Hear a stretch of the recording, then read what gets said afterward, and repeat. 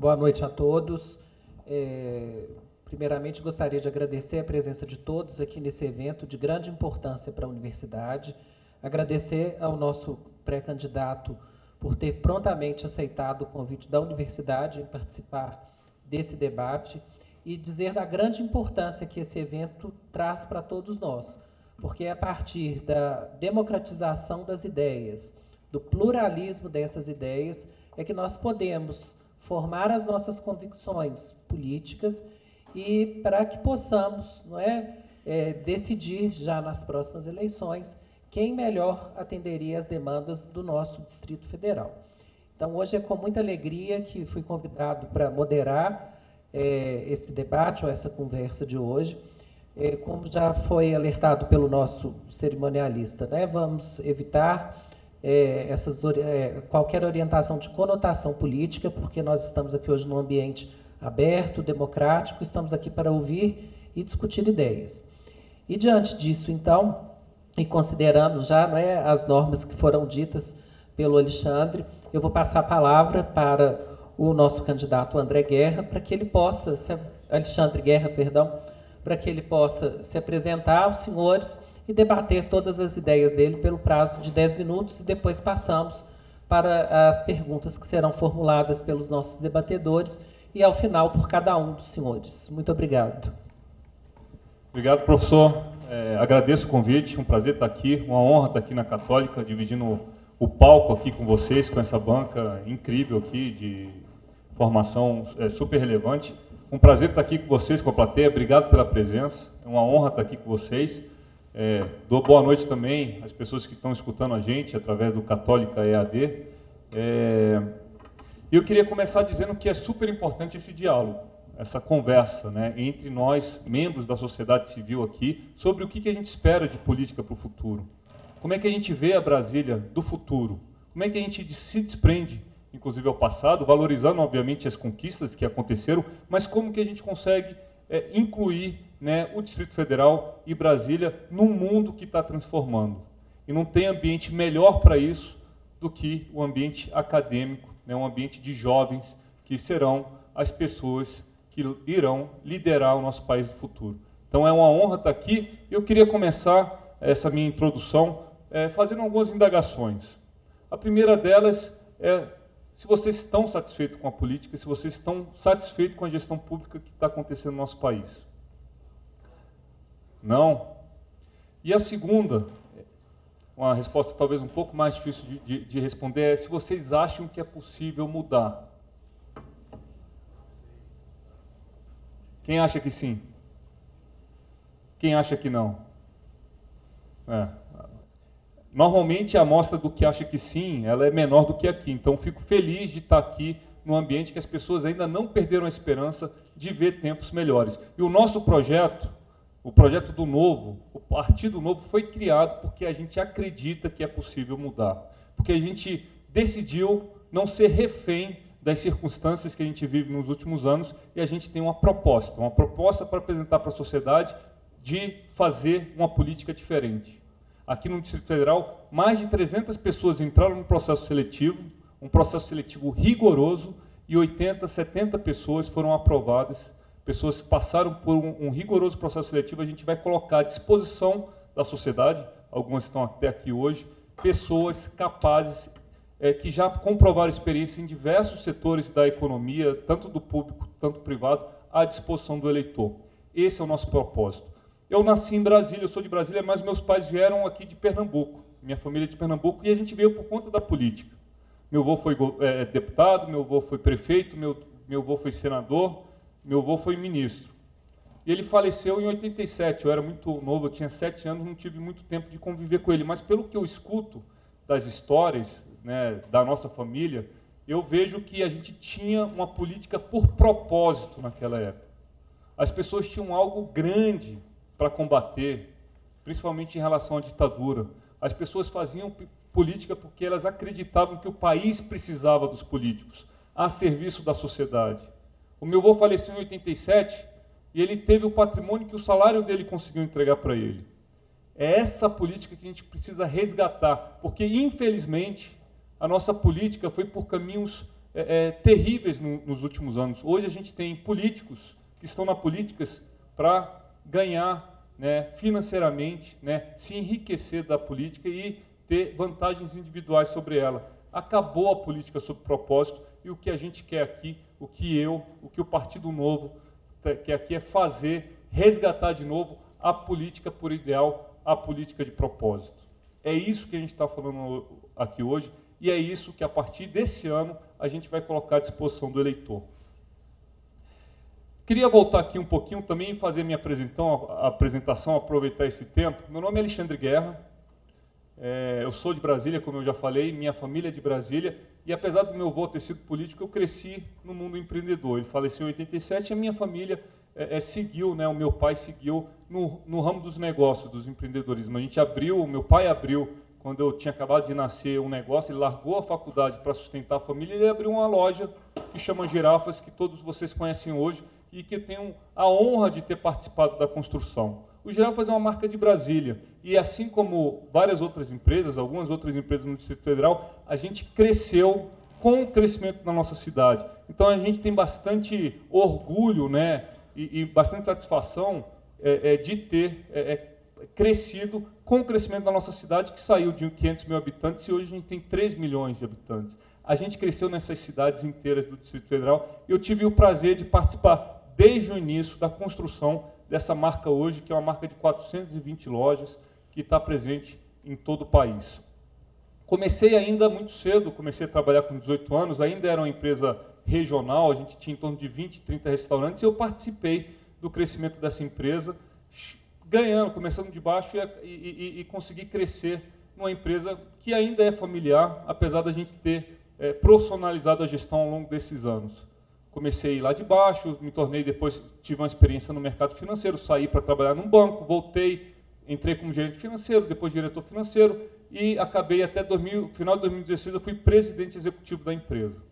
Tive a honra de ter recebido pela Forbes o prêmio de melhor executivo do ano do setor de alimentação em 2015.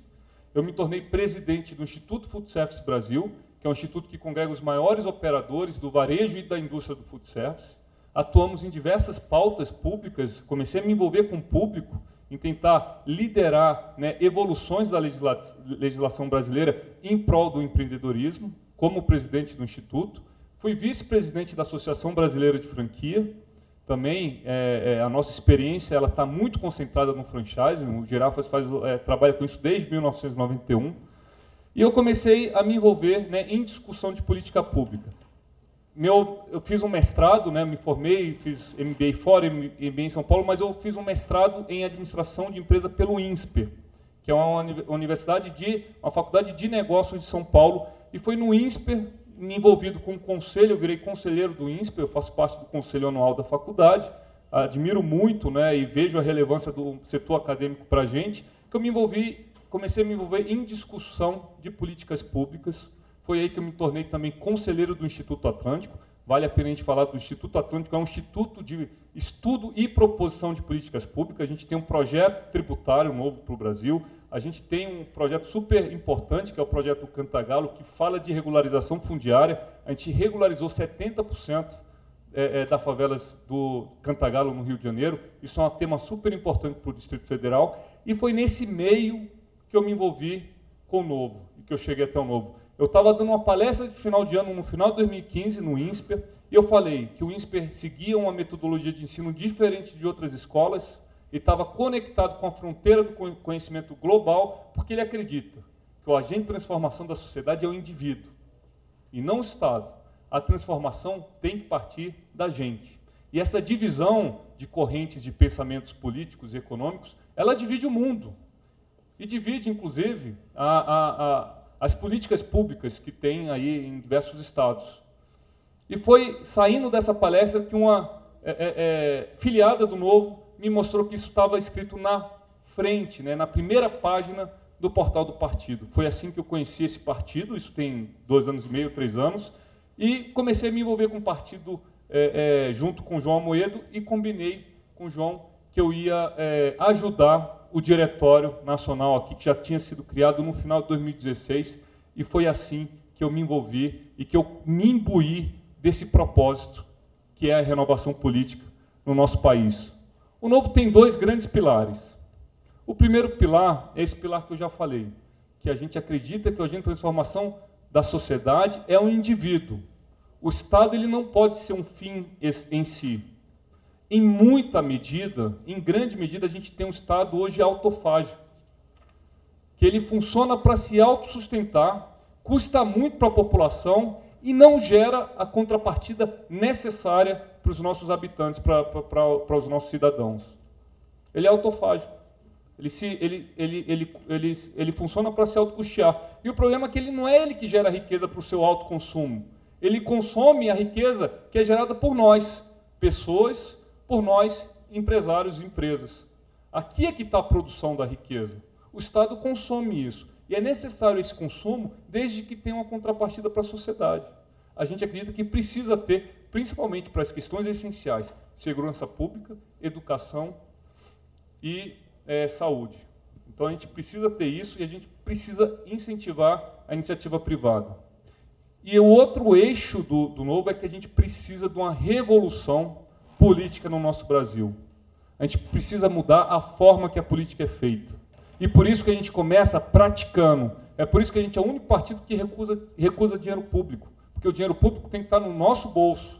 Ou tem que ir para a saúde, educação e segurança pública. E não para os partidos. Esse ano são 3 bilhões de reais que vão para os partidos. É por isso que a gente faz um processo seletivo. Porque o partido não pode escolher de acordo com interesses individuais quem vão ser os candidatos e muito menos quem vão ser os eleitos, que é muitas vezes isso que acontece hoje. É por isso que um deputado distrital, um deputado federal do Novo se eleito, ele só pode ter uma reeleição. Ele não pode ficar 40 anos numa Câmara Legislativa ou no Senado. Porque a gente defende renovação de forma ampla, não só para os outros, mas para o próprio Novo. É por isso que a gente defende a independência do Legislativo com o Executivo. Porque o que tem hoje é uma distorção do poder, dos poderes no Distrito Federal. Hoje, quando um governador é eleito, ele terceiriza para a Câmara Legislativa, que foi eleita para legislar e fiscalizar parte da gestão do Executivo, que é a atribuição dele. Como é que pode uma região administrativa, talvez uma das instâncias mais importantes dentro de uma gestão pública aqui no Distrito Federal, ser terceirizada por um deputado que não foi eleito para aquilo? Candidato. Então, vou concluir agora. No Novo, um deputado distrital eleito, ele não pode abandonar o seu mandato para assumir uma secretaria ou um ministério, mas ele também não pode indicar um cargo político, porque a gente defende, né, essa independência. Esse é o Novo, esse sou eu. Eu acho que a gente tem muito tempo aqui, muita pauta para entrar a fundo nesses temas. Prazer conhecê-los, um prazer estar aqui.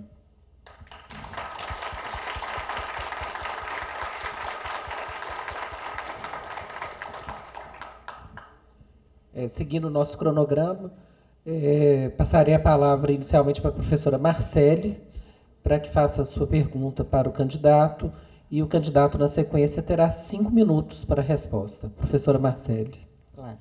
Então, primeiramente, só complementando, né, as boas-vindas aqui.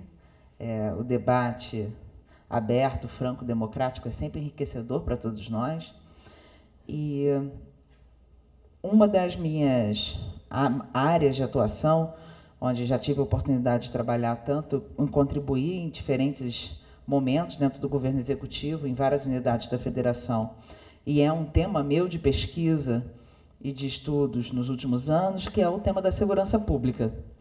Então, eu gostaria de saber do candidato como é que é a sua percepção acerca do papel da Secretaria de Segurança Pública do DF, visto que a Secretaria de Segurança Pública ela acaba funcionando como um ente uma instituição articuladora, mas sem capacidade de gestão efetiva sobre as polícias, né? Onde as polícias, muitas das vezes, com as suas demandas internas, as suas demandas corporativas, acabam disputando esse lugar junto com o secretário de Segurança e, a meu ver, comprometendo uma política distrital de segurança pública. Então, essa governança da segurança pública ela é sempre um desafio dentro do Distrito Federal. E ela depende fundamentalmente da presença do governador gerenciando esse processo e empoderando o secretário de Segurança, mas também numa relação muito frágil com as polícias que tem as suas demandas também corporativas. Então, gostaria de saber como é que o senhor vê esse papel da Secretaria de Segurança Pública e as suas propostas na segurança pública do DF. Bom, professora, eu acho que eu concordo 100% com você dessa dificuldade que a gente tem da gestão do papel da Secretaria de Segurança Pública frente, né, às polícias, né, civil, militar principalmente, e federal também, mas especificamente civil e militar aqui no Distrito Federal. Acho que a gente tem esses problemas em outras secretarias, né, uma dificuldade de gestão tremenda em cima de atribuições repetidas, que muitas vezes é feita por diversos atores do setor público, e que a gente precisa reorganizar.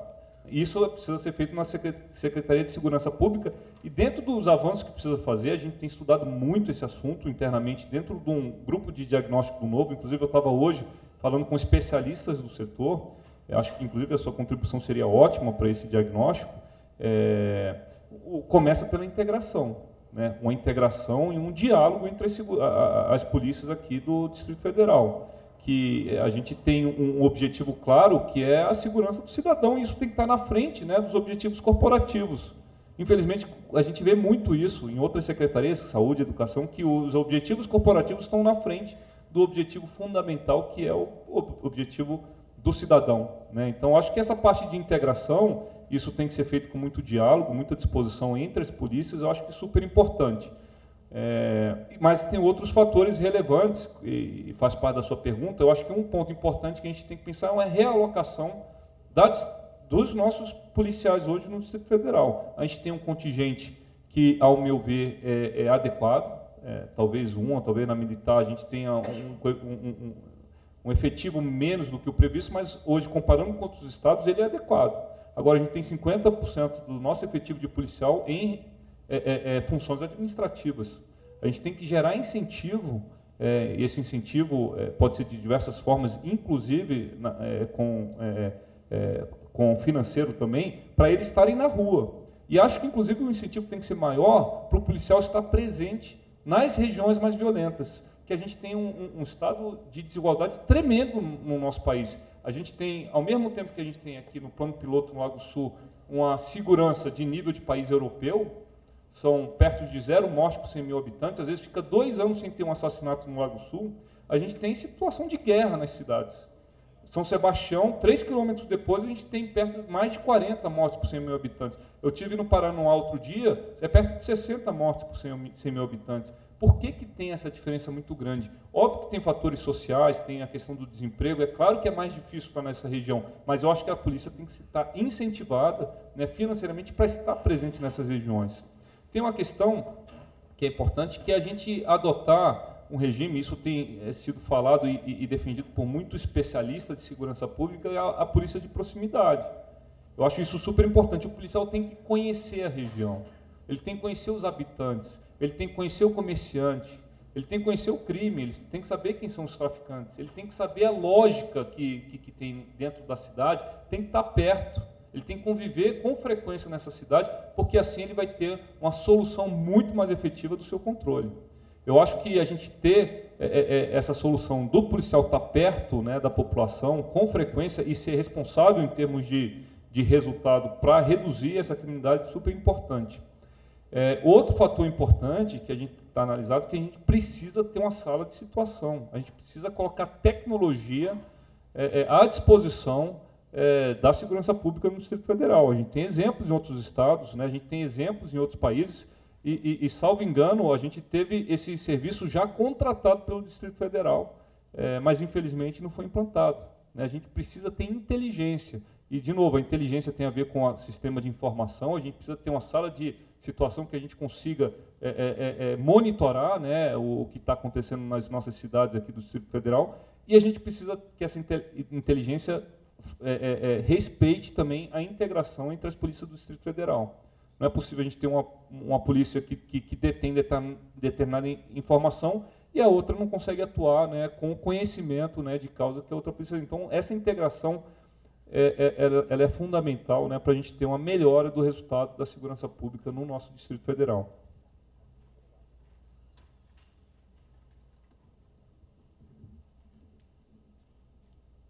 Bom, Passo a palavra agora para o professor Marcelo, para que possa elaborar a sua pergunta para o candidato Alexandre.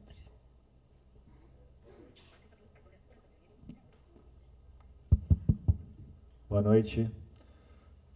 Gostaria também de agradecer aí o pré-candidato Alexandre, ao colega Roberto, Célio, Marcele, né? E principalmente vocês aí que estão aí tirando alguma aula ou outra aí da sua agenda aí para poder participar desses debates aqui, que são muito importantes assim para a nossa capacidade de avaliação dos candidatos que serão nossos futuros.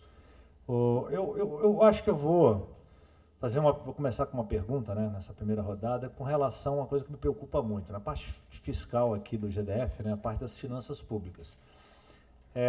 O GDF já passou por já ultrapassou o limite prudencial. Para quem não sabe, é o limite da Lei de Responsabilidade Fiscal que a gente não pode ultrapassar o gasto com pessoal concursado, né, serviços públicos, né. Retornou, né. E mais recentemente unificou 2 fundos de previdência, né? E isso é uma coisa que me preocupa muito, porque até o outro pré-candidato falou que isso realmente aliviou um gasto de cerca de 200 milhões que estava pressionando as contas públicas, aí, liberando dinheiro para investimentos, enfim. A gente sabe que quanto mais a gente gasta com pessoal, sobra menos para você investir, né, que é o que o Brasil anda precisando bastante. Mas essa união desse fundo, que era um fundo que tinha 4 bilhões, o outro estava deficitário, isso vai durar um tempo. Ou seja, eu vejo que isso vai estourar no ano que vem, né? Obviamente vai atrapalhar de novo, eu acho que a gente vai ter esse problema de novo, né, de falta de recursos para pagar servidores públicos, ou seja, essa crise pode aparecer de novo já em 2019. E se aparecer, que soluções você consegue ver para a gente resolver esse problema? Bom, professor Marcelo, isso é indignante. Eu acho essa questão do IPREV, eu acho um absurdo. Eu acho que isso é motivo de indignação dos servidores, que eles são quem mais vai sofrer, obviamente, no primeiro momento, que depois a conta acaba na gente, nos contribuintes. Foi um absurdo esse saque ao IPREV que foi feito aí por esse governo. Eu acho que a explicação que foi dada, inclusive aqui dentro desse painel, ela é bastante distorcida. Vamos lá. Primeiro, a gente tinha 2 fundos de previdência aqui do Distrito Federal para as pessoas que não conhecem. Um que já estava contaminado, deficitário, e aí governos anteriores fizeram um fundo de previdência novo. E essa ideia, ela faz sentido porque ele ia, nesse fundo de previdência novo, fazer uma gestão efetiva do fundo de previdência, de modo que daqui a anos a gente estaria resolvendo a previdência de quem estava entrando agora no setor público. E isso estava acontecendo, tanto que esse segundo fundo de previdência, ele era superavitário, 1,3 bilhão, aliás, um pouco mais do que isso, ele era superavitário. O que acontece na nossa questão de previdência, além de questões que são muito expostas aí pela mídia, muito em relação à mudança, né, da questão da demografia, é a má gestão sobre esses fundos de previdência, e está aí um exemplo disso. É só sobrar um dinheiro no fundo de previdência que as pessoas olham para isso com o olho gordo e sacam esse dinheiro. Se misturar esses 2 fundos, eu acho que foi uma solução super errada, para não falar ilegal. Isso foi um saque realmente ao fundo. E tem um problema grande aqui, que as pessoas falam, e o governador na última reunião falou isso aqui, que a Previdência, na visão dele, são os jovens contribuindo para a Previdência dos mais velhos, aposentados. Isso é um erro gigantesco, e talvez seja aí a base dos problemas previdenciários. A Previdência é o seguinte, é o jovem poupando, né, e esse dinheiro tem que ser bem gerido para o dinheiro que ele poupou ser revertido para ele no momento da sua previdência. E não o jovem agora contribuindo para o problema das pessoas que estão aposentadas. O dinheiro das pessoas que estão aposentadas agora tinha que ser oriundo do dinheiro que elas pouparam ao longo do serviço público. E esse dinheiro tinha que ser bem gerido. O que acontece é o contrário. E esse saque do IPREV foi um exemplo disso. Eu duvido se o Fundo de Previdência dos Servidores fosse gerido por um profissional comprometido com o resultado dele a longo prazo, eu duvido se ele iria trocar 1,3 bilhões por ações do BRB, como foi feito.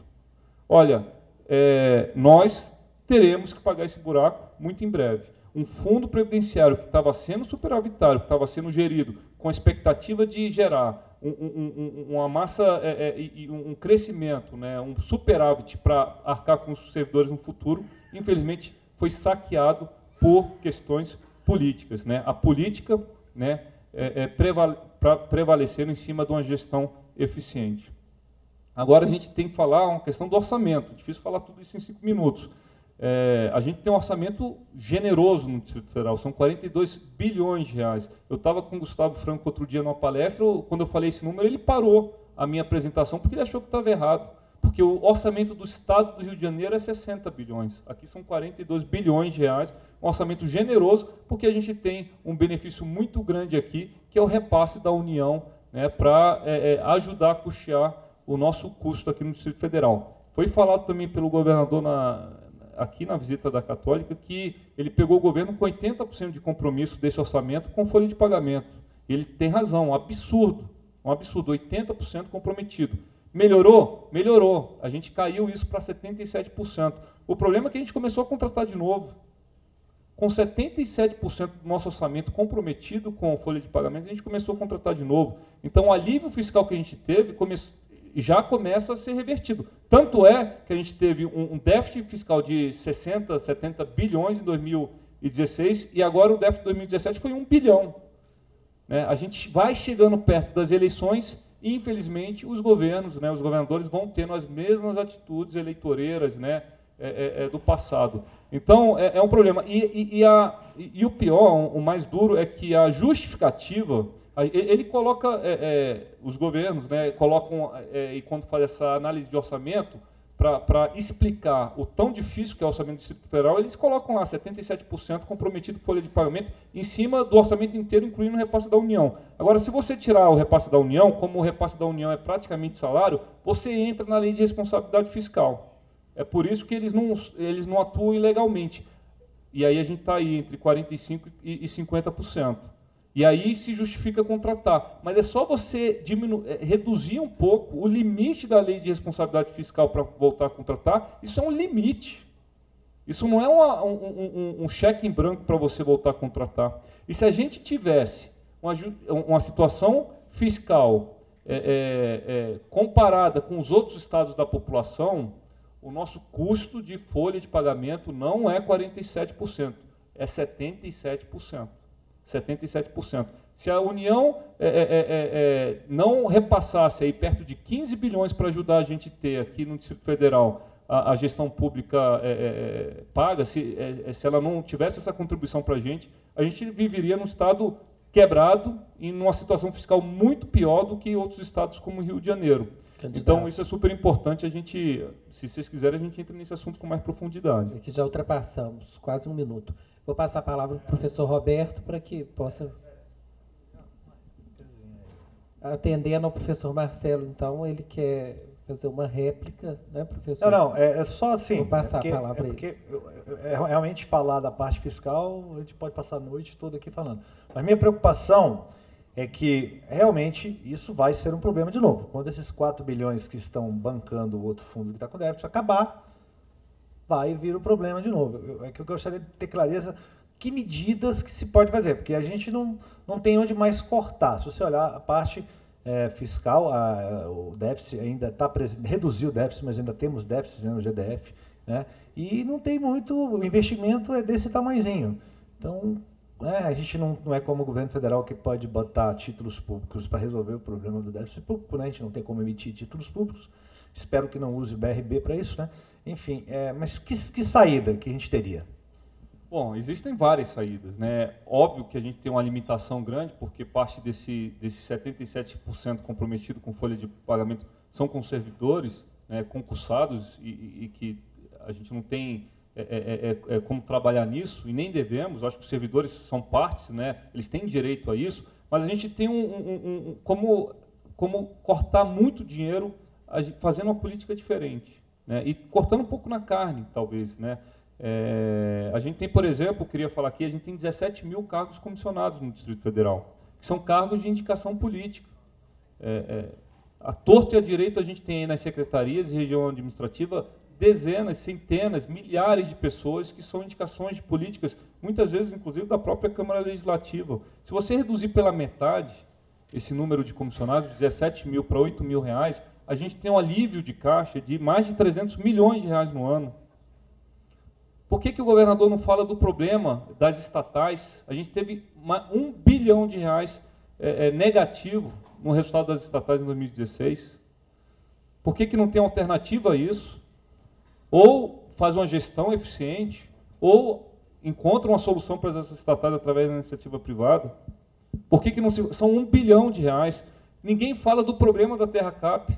Como é que a Terra Cap pode custar 400 milhões de reais por ano, pessoal? É muito dinheiro. No ano passado ela não vendeu, e falam que ela tem superávit, mas consideram superávit com a venda do patrimônio do Distrito Federal. E mesmo com a venda do patrimônio do Distrito Federal, ela não consegue cobrir o seu custo de operação. Por que não se resolve questões como essas? Tem vários caminhos. O metrô dá 250 milhões de prejuízo por ano. É ineficiência, é um dinheiro que a gente paga. Por que não se fala numa solução dessa? Então, assim, existe como maneiras da gente aliviar o orçamento do Distrito Federal, só que as decisões passam, né, por uma mudança do arranjo político aqui do Distrito Federal. A gente tem que tirar as instâncias públicas da mão de pessoas que privatizaram em seu próprio benefício, né? E aí a gente consegue, só para eu concluir e passar a pergunta, e a gente tem que encontrar formas de desenvolver a nossa cidade aqui do Distrito Federal, aumentar o nosso PIB interno aqui, porque isso faz aumentar a arrecadação. A gente precisa aumentar a arrecadação, não aumentando impostos, mas aumentando a atividade econômica. E a gente pode depois entrar nessa pauta. Mas a gente não pode ficar só preso em redução de despesa também. A gente tem que colocar a nossa cidade para aumentar a riqueza dela. E tem várias. Se a gente liberar a iniciativa privada, a gente pode entrar, como eu falei aqui, falando vários exemplos de coisas que estão travadas por conta de ineficiência do governo. A gente tem aqui Tagua Life. Aqui do lado, é só cruzar a rua, um investimento gigantesco da Tecnisa, gigantesco, mais de 1.000 unidades de residências, há 4 anos sem habite. Há 4 anos sem habite. Teve 80% de distrato por conta disso. Como é que fica o empresário? Será que ele vai investir de novo na nossa cidade? Como é que fica o poder público que não recebe imposto que podia estar recebendo desses empreendimentos? Como é que fica o emprego? O setor de construção civil empregava perto de 100 mil pessoas na nossa cidade. Hoje emprega 20 mil pessoas. Simplesmente porque a gente tem um problema de ineficiência claro na nossa cidade há anos. Enfrentando esses problemas, a gente consegue falar de um superávit aqui no orçamento. E não apenas ficando aqui discutindo as mesmas discussões, as mesmas coisas, tentando encontrar as mesmas soluções para problemas antigos. Eu acho que esse é um ponto importante que a gente tem que se aprofundar. Perfeito. Vou passar a palavra, então, ao professor Roberto, para que possa fazer a sua pergunta ao candidato. Então, inicialmente, agradecer à Universidade Católica pelo convite, é uma satisfação estar aqui com vocês, participando dessa série de eventos. A Católica, e também ao Marcelo, que faz a dobradinha da economia da UNB com a Católica. Eu acho que isso é uma parceria fundamental das duas grandes universidades que temos aqui no Distrito Federal. Eu concordo, eu vou deixar para o segundo bloco essa discussão mais interessante do final, mas eu vou voltar para a parte chata de fiscal, porque, de certa forma, é impossível um economista olhar para qualquer unidade da federação e não olhar o lado fiscal. Acho que o Marcelo já levantou bem a questão, mas eu quero voltar para a questão da Previdência. Eu concordo que a solução dada pelo governo para o problema da Previdência ela pode ser desastrosa, ela tem um monte de problema, é uma questão bem complicada. Agora, por outro lado, era uma situação de emergência. Quer dizer, não era que o GDF estava com problema de estar acima de limite prudencial, o GDF estava com problema de caixa, tinha caixa negativo. Então, uma situação desesperadora, numa medida que, creio eu, tem vários riscos, mas que talvez possa se justificar pelaquela situação desesperadora. Nesse sentido, a minha pergunta é o seguinte: caso nós tenhamos o governador Alexandre Guerra no próximo ano, certo? Como encarar essa questão? Reverteria essa decisão do Hollenberg? Tentaria fazer o fundo para frente eu acho que está tranquilo, é só reverter. Como é que fica com o passivo? fazendo a ponte até com o próprio partido, que eu sei que o Partido Novo já mostrou simpatia por essa ideia de levar o regime para a capitalização. Que por mais que seja um regime que a maioria dos estudos apontam como ideal, inclusive eu trabalhei com isso, eu tenho resultados nesse sentido, tem um problema muito sério de custo de transição. Então, como encarar essa questão no DF, né? Não no Brasil, porque a gente está discutindo o DF, mas como é que seria? Reverteria, manteria? E se reverter, como é que vai ser com essa massa de servidores que certamente vai onerar, e aí a gente pode ter problema de caixa de novo, com esse recurso voltando para ter que ser tirado do orçamento? Olha, Roberto, eu acho que é difícil. Seria muito melhor você ter encontrado formas alternativas para fazer cobrir, né, esse problema de déficit. Eu falei algumas alternativas aqui possíveis, né, que obviamente que a gente mexe em interesse político, que evitaria fazer um saco do que é dos servidores. Eu acho que isso não pode justificar. Se a gente tem um problema de caixa, que é resultante de uma má gestão pública, a gente vai sacar um dinheiro que é do servidor? Como é que o servidor fica nessa história? E se isso vai acabar onerando o contribuinte no futuro, como é que a gente fica nessa história? Eu acho que assim, essa justificativa não é válida. Agora, como resolver esse problema? Eu, sinceramente, não sei se isso é reversível, legalmente falando. Eu acho que a gente precisa fazer e se aprofundar na história. Eu não sei se isso é reversível. Se for, eu acho que é algo que a gente precisa fazer. A gente precisa pensar como que a gente vai cobrir esse déficit que deu em cima do fundo de previdência dos servidores. O servidor ficou com alguns imóveis, alguns ativos imobilizados, e com 16%, 17% do BRB. Quanto que tem valor de mercado isso hoje? Eu já vi algumas notícias aí, algumas estimativas, que isso é mais ou menos a metade do que foi oferecido pelo governo. A ação do BRB foi vendida a 80 centavos, ela hoje, o valor de mercado é metade disso. Como é que você resolve esse problema? Eu acho que na minha opinião, eu acho que isso beirou a ilegalidade. Teve, inclusive, que fazer uma mudança legislativa para ser viabilizada essa operação. Que eu acho muito estranho também o Congresso, né, a Câmara Legislativa, ter aprovado uma medida como essa. Então, assim, é difícil. A gente tem que começar a gerar superávit fiscal. Eu acho que isso é urgente no nosso Distrito Federal, para a gente conseguir ter formas, né, de fazer essas compensações no futuro. Agora, é um problema aí que ele vai ter que ser resolvido por diversos governos para frente.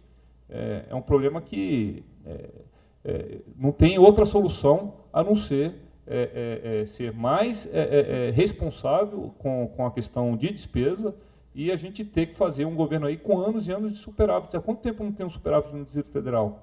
Tem 6, 7 anos que não tem um superávit no Distrito Federal.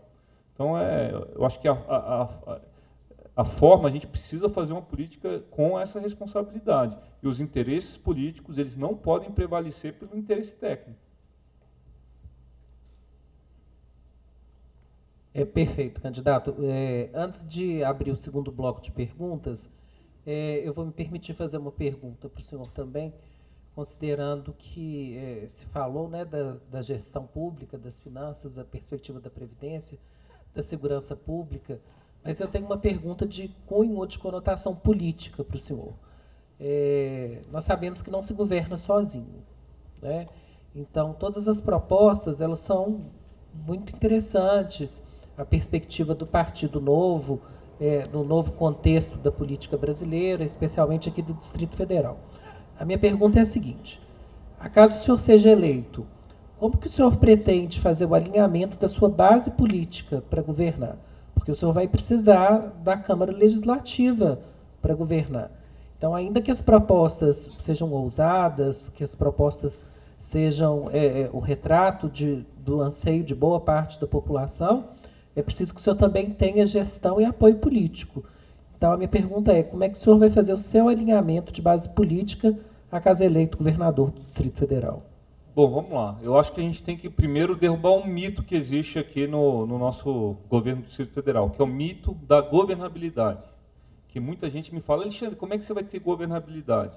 Ora, eu acho que isso é uma pergunta relevante, mas a gente tem que usar essa pergunta. Acho que a pergunta é certa, não é a questão que existe governabilidade hoje e você quer ter governabilidade. É como que eu vou criar uma governabilidade, porque o que tem hoje, esses arranjos políticos, eles impedem qualquer capacidade de gestão efetiva do poder público. Então é importante saber o seguinte: do jeito que está, não está dando certo. Tem que mudar. Eu acho que essa é a questão principal. Do jeito que está, não tem governabilidade. E eu falo por quê? Já falei isso um pouco no começo, mas é importante. Eu tive ali no Paraná outro dia, como eu falei, em 3 anos e meio, se mudou 6 vezes o administrador regional. Como é que pode ter uma administração eficiente se muda 6 vezes em 3 anos e meio?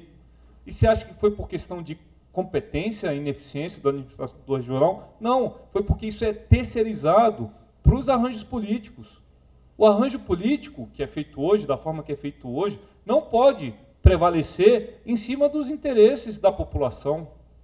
Eu rodo por essas cidades aí, as pessoas falam o nome do deputado que é dona da administração regional. Ah, era de tal deputado, depois virou de tal deputado. Deputado não tem que ser dono da região administrativa. Isso é uma esfera importante para a gestão do Poder Executivo. Então, como é que ele vai ter uma gestão eficiente da região administrativa? E eu volto a falar, de novo, o governador esteve aqui há um mês, umas semanas atrás, e reclamou que a região administrativa é uma ouvidoria. Ele falou isso. Ora, eu não consigo entender isso, porque a região administrativa é uma ouvidoria, para ela ser gerida de forma eficiente, só depende dele. Só depende dele. Se você colocar um profissional capaz que conheça a cidade, ela vai deixar de ser só uma ouvidoria.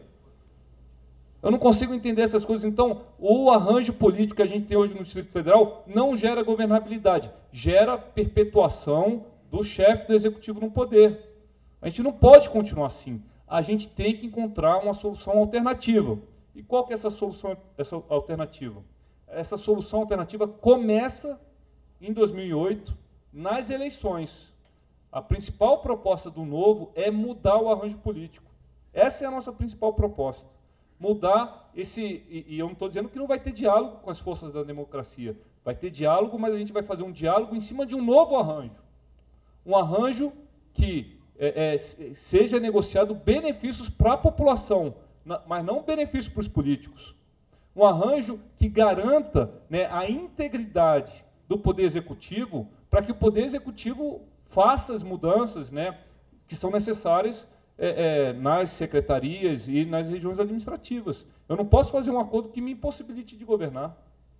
Então a gente tem que fazer esses novos rearranjos. E só com a população do nosso lado, só a população elegendo, né, essa mudança que a gente vai conseguir fazer isso.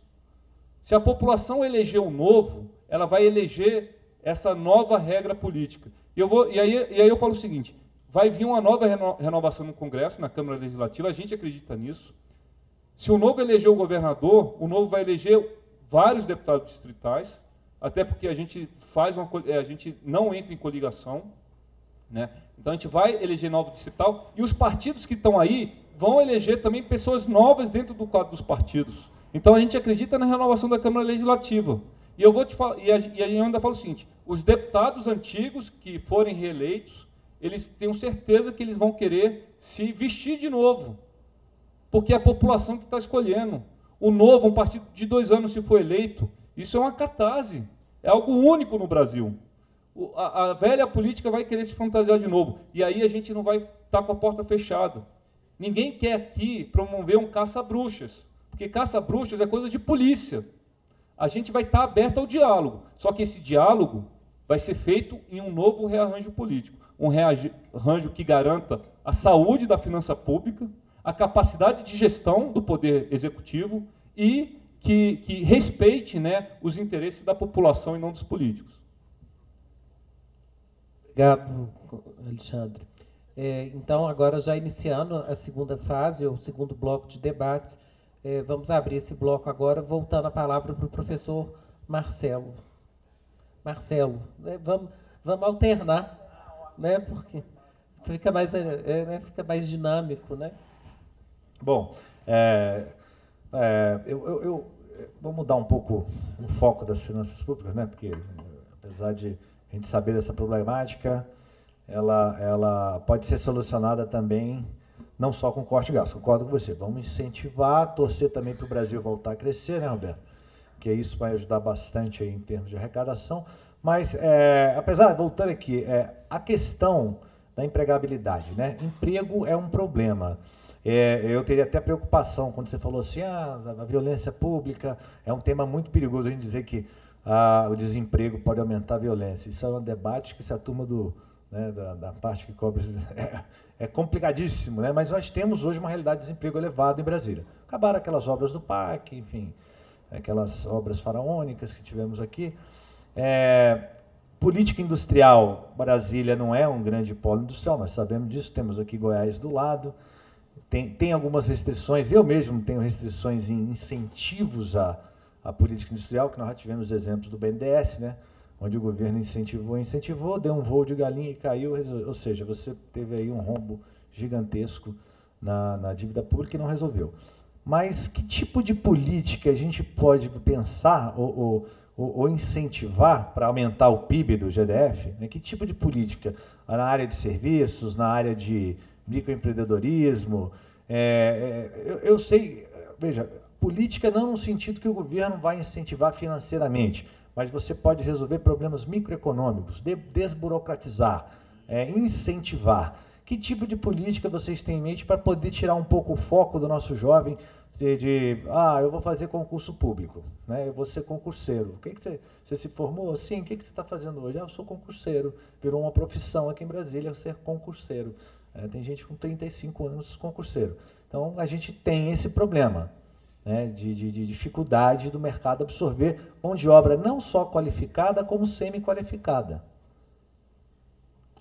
Bom, eu acho que esse é um dos problemas mais relevantes que a gente precisa tratar no Distrito Federal. Primeiro, começando pelo final, a gente teve um número de concurso público no âmbito federal e no âmbito distrital muito grande nos últimos anos, que se deu em cima até desse crescimento, né, da atuação do poder público e que, de certa forma, foi importante para a economia, né? Esse recurso ele reverte em crescimento econômico, o Distrito Federal aproveitou isso.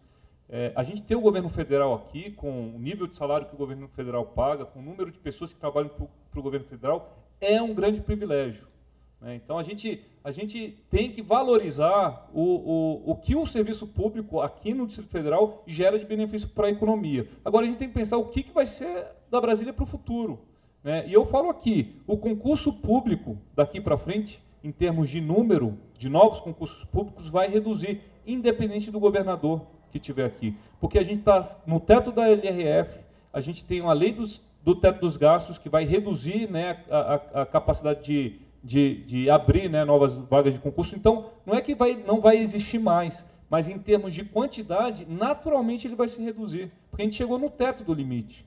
Então, a gente precisa ver a Brasília, em termos de empregabilidade, de como que deve ser feita, qual é o emprego do futuro. E eu falo aqui, eu afirmo, não vai ser via concurso público, majoritariamente.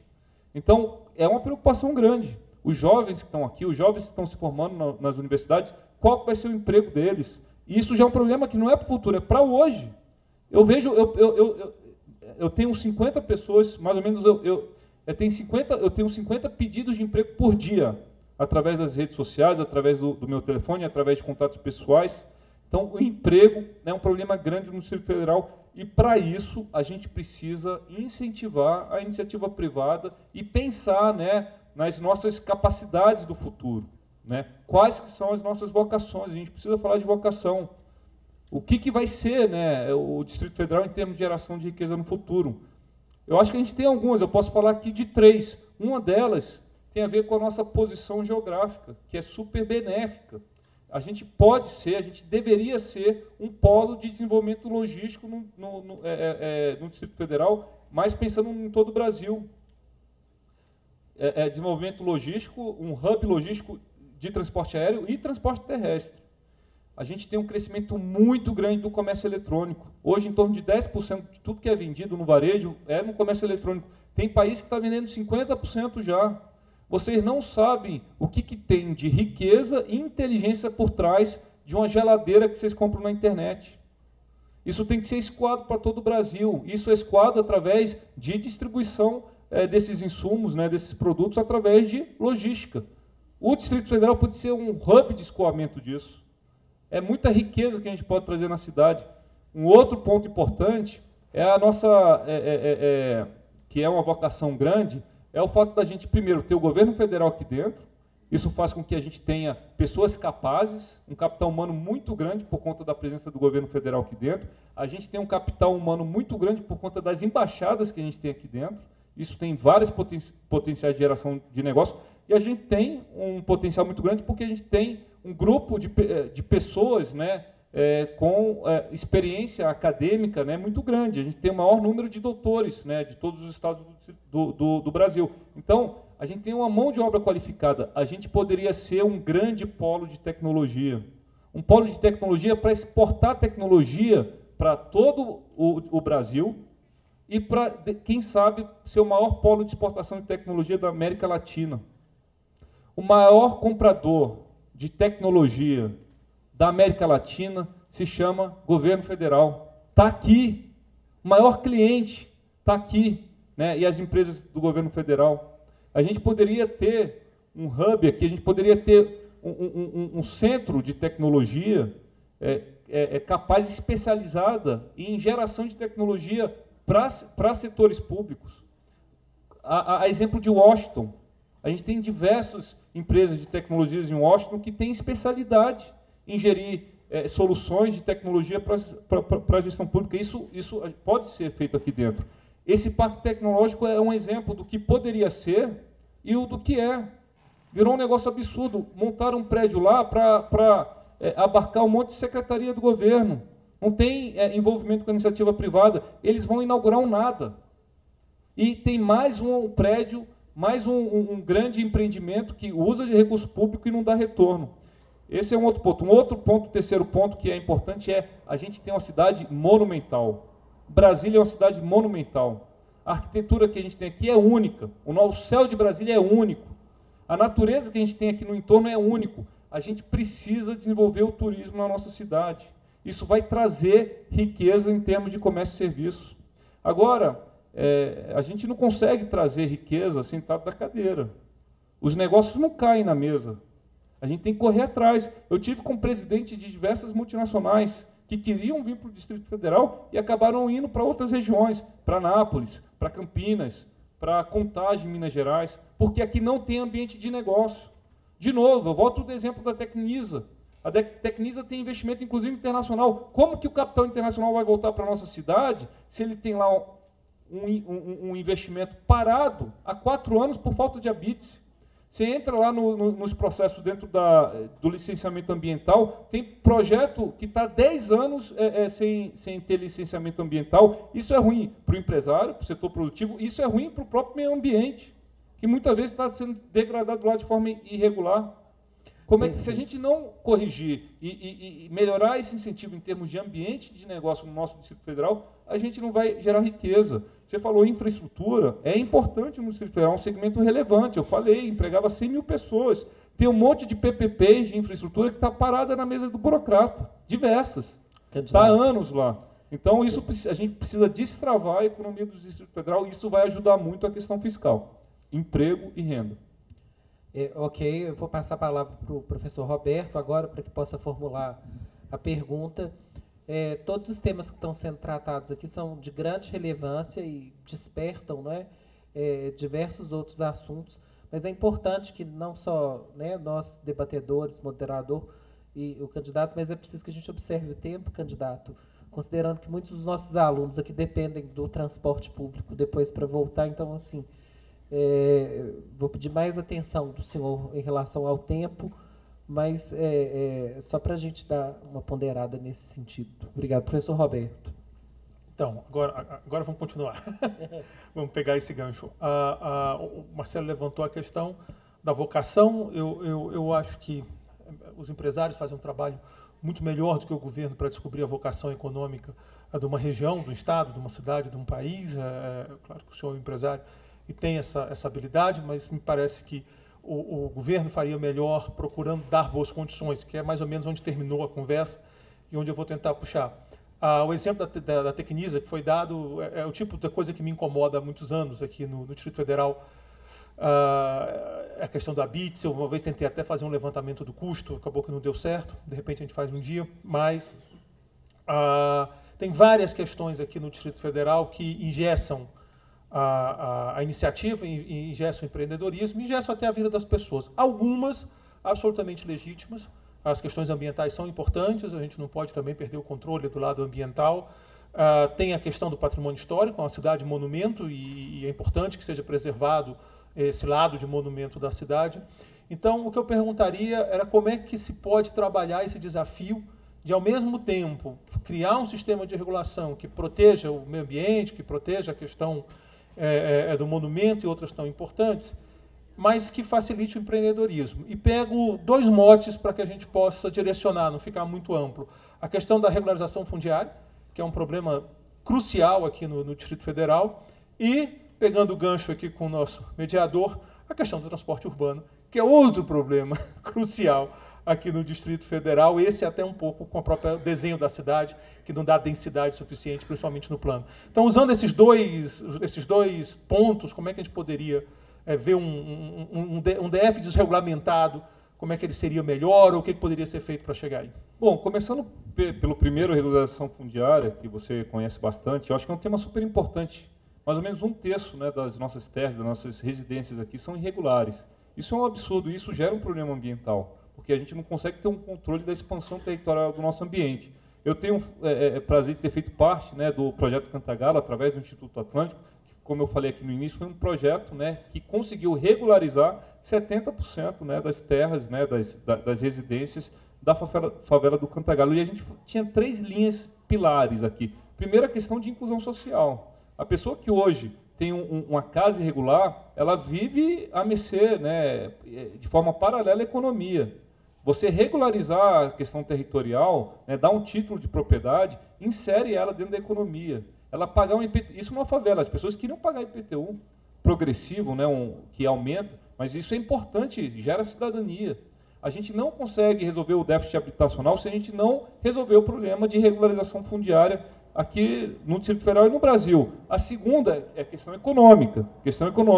O projeto Cantagalo fez um estudo, a gente consegue colocar R$1 trilhão na economia, geração de R$1 trilhão se a gente regularizar todos os problemas de regularização que a gente tem no Brasil. Se a gente regularizar a questão fundiária de todas as favelas, a gente insere R$1 trilhão na economia. Eu não tenho essa estimativa aqui para o Distrito Federal, mas eu imagino que seja alto.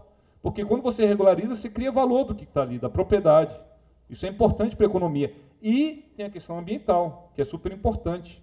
A gente precisa dar uma solução à questão ambiental e a solução passa pela regularização. Primeiro porque depois da regularização vem a questão de você vir com infraestrutura, serviço público, né, saneamento, que é super importante. E segundo que a gente defende, né, que é criar um marco regulatório. A gente precisa tirar uma foto do Distrito Federal aqui e mapear as invasões, o que a gente tem de situação irregular e ser muito rígido para que isso não volte a acontecer, porque a regularização fundiária não pode ser um incentivo a novas invasões. Então esse é um ponto super importante, isso tem uma relevância grande na questão ambiental. A gente precisa criar esse marco regulatório, isso é importante, e aí vem andar rápido. Esse governo fala que ele regularizou 5%, né, do déficit que a gente tem de regularização no Distrito Federal. E ele fala que foi o maior de todos os governos, e realmente foi. Infelizmente, porque os outros governos não fizeram nada em relação a isso, esse fez alguma coisa, mas foi 5%. Se ele dobrar isso até o final do governo, serão 10%. Se a gente, a cada governo, a cada 4 anos, regularizar 10%, a gente vai demorar 40 anos para resolver esse problema. E aí é 40 anos de degradação ambiental, né? Então a gente precisa dar solução a isso, acho que esse é um ponto super relevante. E aí o outro ponto que você colocou é a questão do transporte público. A gente precisa de alternativas, alternativas de modais aqui, de transporte públicos internos na nossa cidade. Então a gente tem uma dependência muito grande dos ônibus, que inclusive o retorno que a população tem passado para a gente é que diminuiu o número de linhas, o que tem aumentado o tempo de deslocamento, isso precisa ser resolvido. A gente precisa aumentar a capacidade do metrô, precisa aumentar, e não ter dinheiro não é desculpa. A gente pode usar recurso via PPP da iniciativa privada para a gente aumentar a capacidade do metrô. A gente precisa colocar em prática o BRT e talvez o próprio VLT na nossa cidade. A A gente tem uma cidade que tem algumas dificuldades em relação à geografia e à questão da distribuição territorial, mas a gente tem outras facilidades, a gente tem muito terreno, espaços planos, então a BRT e BLT pode ser uma solução. Não ter dinheiro não é desculpa, porque a gente pode usar a iniciativa privada para fazer isso. E a gente tem que buscar alternativas, né, de deslocamento entre os bairros. A gente tem que rever o ordenamento urbano, a gente tem que tentar tirar o fluxo do eixo central de Brasília, gerar emprego, né, fora do eixo central, para a gente diminuir a necessidade de mais de 1 milhão de pessoas virem para dentro do plano piloto para trabalhar. Então, esse pensamento estratégico de como a nossa cidade crescer deve ser feito, que é outro problema da ocupação regional. Não adianta a gente também proibir a questão das ocupações irregulares se a gente não prevê um aumento da cidade.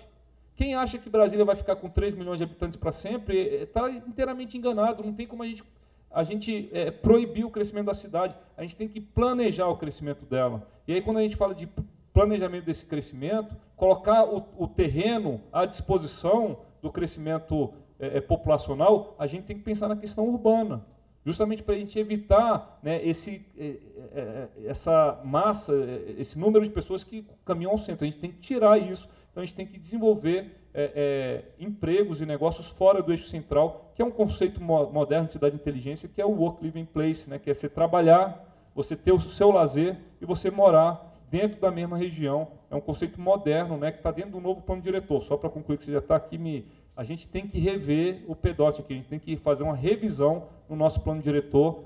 Vai fazer 10 anos aí da última revisão que foi feita, então a gente tem que fazer. A gente fez agora, passou na Câmara Legislativa o novo Código de Edificação, melhorou muito, vale a pena frisar aqui. A gente tem uma LUOSA travada na Câmara Legislativa que precisa sair, e a gente precisa começar a pensar no novo plano diretor, porque isso vai ter um impacto relevante em questão ambiental e em questão de mobilidade urbana. Perfeito. Passando, então, a palavra para a professora Marcele, encerrando também o segundo bloco de perguntas. Então, vou até aproveitar, vou te dar oportunidade até para poder desenvolver mais, então, essa temática sobre a mobilidade urbana. Porque a questão que nós temos, e aí tem duas partes, né? Tanto sobre a mobilidade urbana, como com a relação com os municípios do entorno, porque isso é uma questão permanente com o Distrito Federal. Muitas das vezes se atribui ao entorno a causa de uma série de problemas que o DF tem, as filas dos hospitais, não é? A própria questão da violência. Se atribui isso como uma problemática que tem a sua origem em relação ao entorno. E por que articulando isso com a mobilidade urbana? Porque, como o senhor estava falando, a maior parte dos serviços e dos empregos eles estão concentrados na região central da cidade. E nós temos uma unidade da federação profundamente desigual, onde quem realmente está precisando, às vezes, de quem necessita se deslocar mais é quem está na borda dessa cidade, né? Então, a população mais pobre, ela acaba sendo a que é a mais onerada no transporte público. E, nessa relação com o entorno, nós até temos o bilhete único, né? Mas esse bilhete único ele não tem uma integração com o entorno, então ele precisa ter... Então, esse deslocamento dessa população que mora no entorno, que muitas das vezes é eleitora também aqui dentro do Distrito Federal, né? Porque ela trabalha aqui, essa dinâmica ela é sempre muito complicada. Boa parte dos nossos alunos aqui são moradores das regiões periféricas e da região do entorno. Então, eu gostaria de saber do senhor as propostas, que o senhor pudesse desenvolver mais acerca das suas propostas para a mobilidade e como é que o senhor pretende estabelecer essa relação, não só com a mobilidade, com os municípios da RID ou da região metropolitana, né, com esses prefeitos. Eu penso o seguinte, a RID foi criada, exigiu um esforço legislativo muito grande no âmbito federal para você criar essa região metropolitana, que envolve uma complexidade grande, que é a primeira região metropolitana que envolve 2 entes federativos, né? Agora, sim, muitas vezes no Brasil acontece isso, a gente cria uma legislação, se faz um alvoroço em cima de uma legislação, mas nada é feito depois, né? Qual que é a articulação que vem depois da RID? Às vezes eu vejo muitas vezes que o pessoal fica na ânsia, né? Isso tem muito a ver com os nossos deputados federais, nos nossos deputados distritais e os prefeitos que fazem parte da RID, na ânsia de conseguir verba da União para ajudar nesse problema, que é importante também, mas esquecem que a gente tem que oferecer soluções que envolvem, né, ali a iniciativa do próprio poder público local e a iniciativa privada. Eu acho que a iniciativa privada pode ser um grande, né, solucionador de tudo isso. Eu acho que falta uma integração muito grande do governo do Distrito Federal com o governo de Goiás, precisa ter, tem várias soluções que podem ser feitas, né, de forma coordenada entre os dois governos. A gente pode criar, inclusive, isso a gente tem estudado bastante, a gente pode criar uma área de desenvolvimento de negócios, né, dentro da divisa do Distrito Federal com Goiás.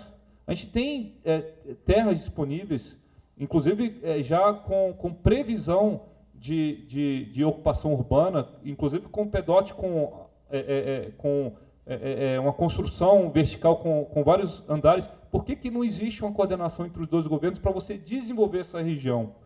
Para que ela justamente consiga fazer com que as pessoas fiquem na região e tentem evitar vir para dentro. Águas Claras foi criado assim.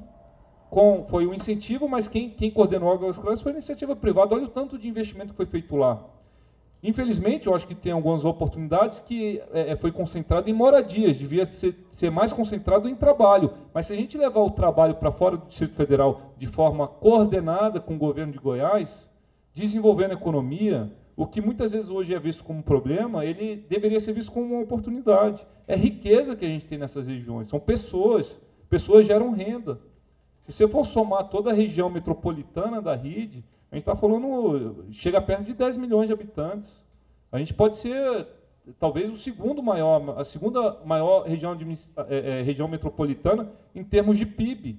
Só que a gente precisa fazer com que as pessoas gerem riqueza e não apenas consumam os serviços públicos. Então, agora, isso não é só uma questão de ficar pedindo dinheiro para o governo federal. Isso é uma questão de pensar estrategicamente, né, no que pode ser feito em termos de geração econômica dessa região. Aí eu volto, né, vamos ver o que tem de potencial, de vocação, o que tem na visão dos próprios empreendedores. Eu já falei com diversos empresários que veem várias oportunidades nessa questão.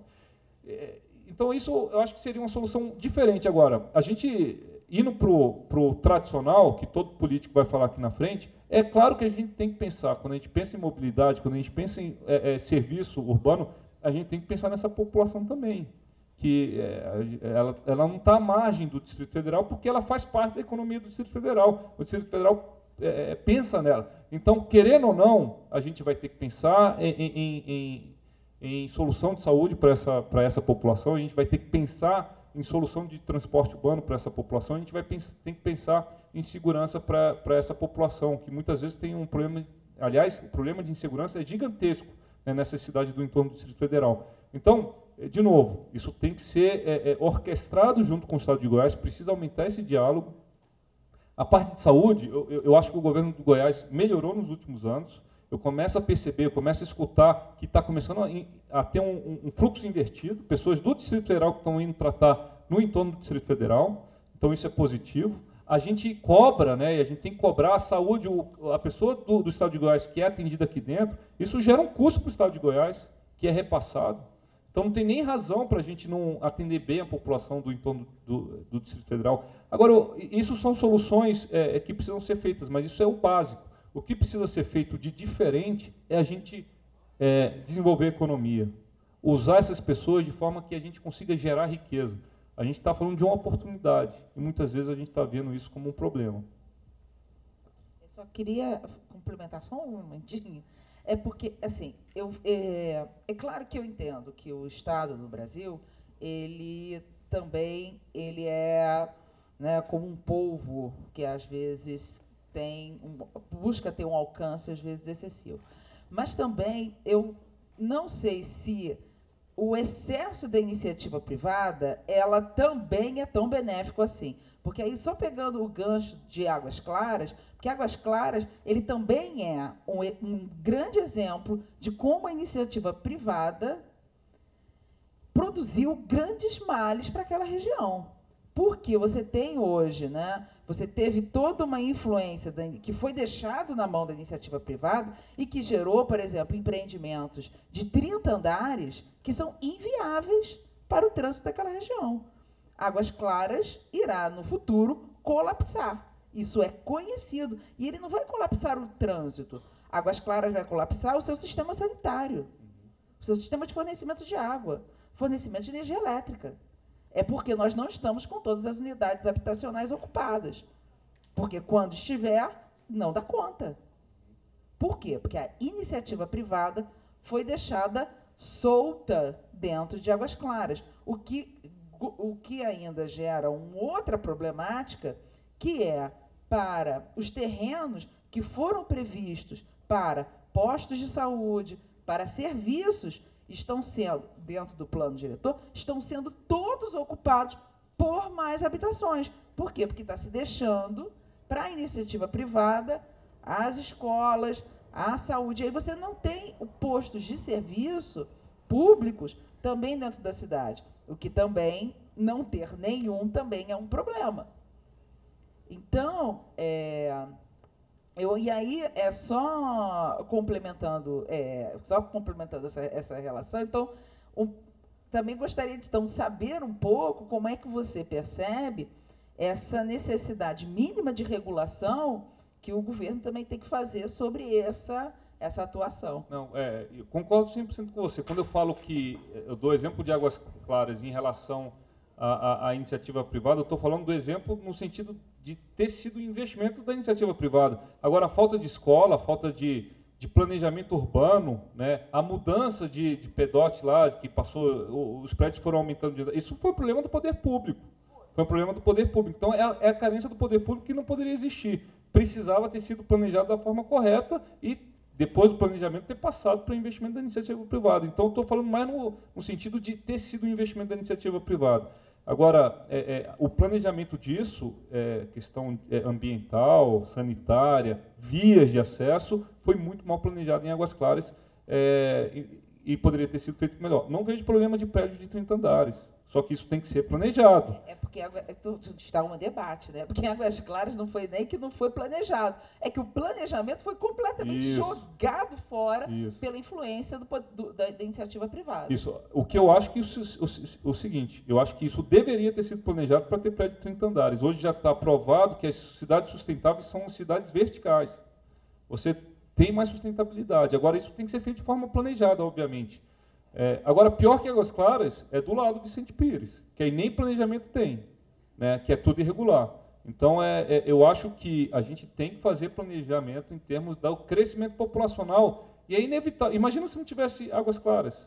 Aí que a gente ia ter invasão de verdade, né? Em vez de ter 30%, eu acho que a gente teria mais de 50% de terras invadidas, porque é o tanto de pessoas que precisam de residência. Então, eu concordo com você que o poder público precisa ter, obviamente, uma participação relevante nesse planejamento. Falta de saúde, falta de escola, isso falta de planejamento de vias, isso é problema do setor público, mas é importante que as cidades cresçam através de planejamento, muito pior do que se for ocupação irregular. Perfeito. Professora Marcela, eu considerei essa sua pergunta como a terceira pergunta do terceiro bloco, e, né, pelo poder que foi me dado, ditatorial, professores, eu estou caçando a palavra dos dois, mas é pelo adiantado da hora e considerando que temos diversas perguntas da plateia, não vamos poder atender a todos, algumas são repetidas, já me foi entregue pelo nosso cerimonialista, mas existem duas perguntas aqui, Alexandre, que eu acho que nós não falamos ainda sobre esse assunto. Eu vou ler essas duas perguntas para que sejam respondidas, e as outras perguntas, senhores, eu vou encaminhar para o candidato, e que responderá a todas na medida do possível, através da sua assessoria, ou através aqui da própria universidade, ele pode nos enviar essas respostas. Bom, a primeira pergunta, as perguntas não têm identificação, Alexandre, então eu vou ler o que elas estão dizendo. A primeira delas é: qual a solução efetiva para que seja solucionado o caos que se encontra a saúde pública no Distrito Federal? E a outra pergunta Em relação às estradas do Distrito Federal, com tantas medidas adotadas pelo DETRAN, qual a sua ideia para melhorar as estradas e organizar o trânsito? São essas as duas perguntas, que são assuntos que ainda não falamos com profundidade, que eu acho que é importante a sua visão enquanto candidato em relação à saúde e em relação à infraestrutura de estradas. Bom, a questão da saúde, em primeiro lugar, eu acho que é super importante e eu concordo que o que a gente vive é um caos, né?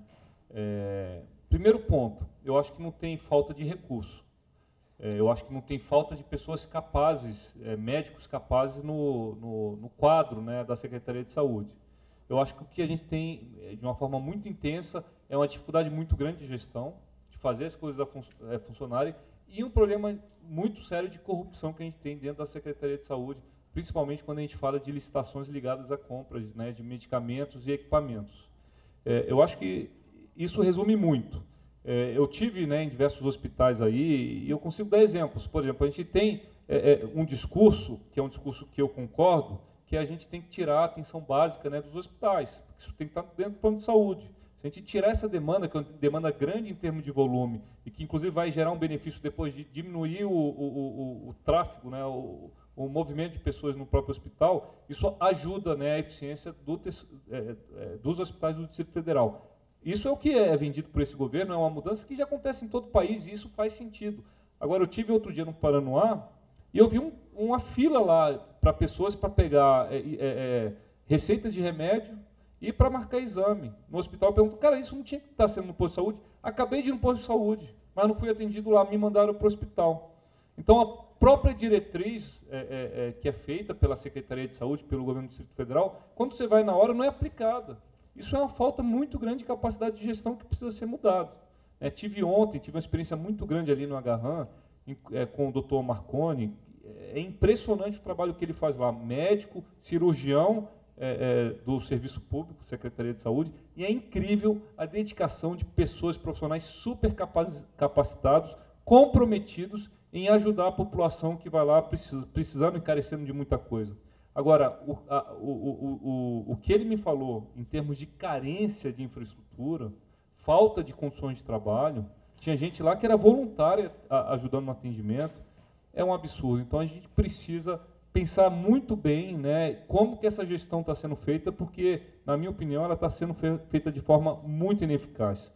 A questão da corrupção, já falei, isso tem que ser revisto, a gente precisa ter uma atitude forte da corregedoria para entender como esse regime de compra tem prejudicado, né, a gestão pública, e a gente tem que pensar em tecnologia a serviço da saúde. A gente precisa, por que uma pessoa precisa sair de casa, enfrentar um dia de hospital, um dia no posto de saúde para marcar uma consulta?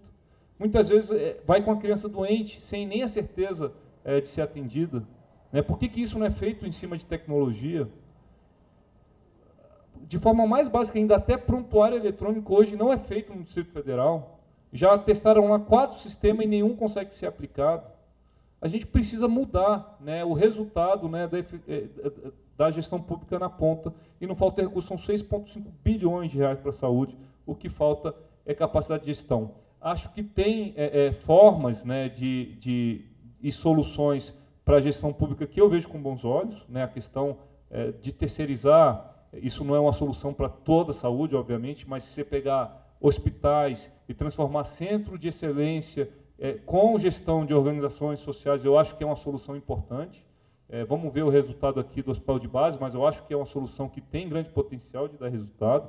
A gente tem o Hospital da Criança, que é uma referência, que eu acho que é um bom exemplo que a gente tem aqui dentro, que tem que ser aplicado. Essa solução está tendo bons resultados no estado de Goiás, sempre muito alerta com a possibilidade de corrupção que existe quando você envolve o privado também, que a gente sabe que tem, mas não é porque tem que a gente tem que condenar um sistema, a gente tem que fazer o sistema ser aplicado de forma limpa, né? Mas eu acho que isso é uma solução que a gente pode pensar em avançar no sistema de saúde. Tem a questão do SUS, né? que tem vários problemas, mas é um sistema que funciona. Eu acho que a gente tem que atrair a iniciativa privada para receber atendimento via o SUS. Isso é muito pouco hoje aqui no Distrito Federal. Eu tenho certeza que a população vai preferir fazer uma cirurgia de alta complexidade no hospital privado, financiado pelo SUS. Eu tenho certeza que isso vai custar menos para o Estado do que ir enfrentar filas no hospital público. A gente tem esse exemplo no estado e na prefeitura, no estado do Rio de São Paulo. Tem um exemplo da prefeitura de São Paulo que zerou a fila de exame, né, aplicando e uma parceria com a iniciativa privada. Então, acho que tem soluções, as soluções têm que ser aplicadas. O outro ponto que você falou, desculpa, saúde. Existem várias PPPs, eu posso dar um exemplo da Transbrasília, uma grande avenida que vai passar aqui, vai aterrar as linhas de transmissões aqui, vir lá de Samambaia e ir até o plano.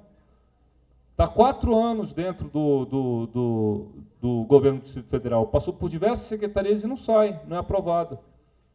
É uma grande obra de infraestrutura, são bilhões e bilhões de investimento que vai ajudar muito no escoamento do trânsito aqui da região sul do Distrito Federal e não sai. Por conta de burocracia. Né? E dessas tem muitas. A gente precisa destravar, a gente precisa usar a iniciativa privada como solução, né, de investimento de infraestrutura, ainda mais vendo, né, no início da nossa conversa, que foi o déficit fiscal. Bom, o eixão caiu, pessoal. O eixão caiu, bem lembrado. A gente vive o nosso governo é tão ineficiente que o eixão caiu. O Teatro Nacional é um monumento, está fechado. Isso é um absurdo, isso é um descaso. A nossa cidade está largada, a gente precisa mudar isso. Bom, eu queria novamente agradecer ao candidato Alexandre pela sua vinda aqui à universidade. Falamos sobre os diversos assuntos que nos interessam aqui no cotidiano, enquanto cidadãos, enquanto eleitores. Gostaria de agradecer a presença do professor Roberto, novamente, nesse ciclo de debates, professora Marcele, professor Marcelo, e vou voltar a palavra para o nosso cerimonialista para fazer o encerramento do nosso evento, novamente agradecendo a presença de todos vocês e dizendo que é de fundamental importância essa participação aqui nos nossos debates. Muito obrigado a todos e boa noite. Obrigado, boa noite.